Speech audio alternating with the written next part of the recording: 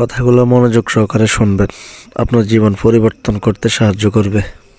আল্লাহ রসুল বলছে এই সাপগুলো জিজ্ঞাসা করবে, ফজর পড়েছো?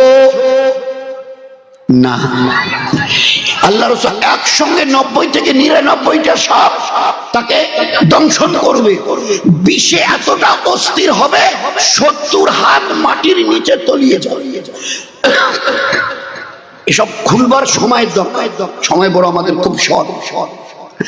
গোটা দুনিয়ায় যত বিষাক্ত সাপ আছে একখানে জমা করে একটা লোককে যদি ঠোকায়, সমস্ত দুনিয়ার বিষাক্ত সাপ যত বিষে অস্থির হোক 2 আঙ্গুল মাটির নিচে তলাবে। ভাই তলাবে।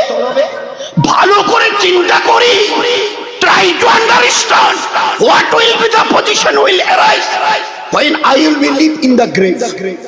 আমাকে তো অন্ধকার কবরে শুইতে হবে।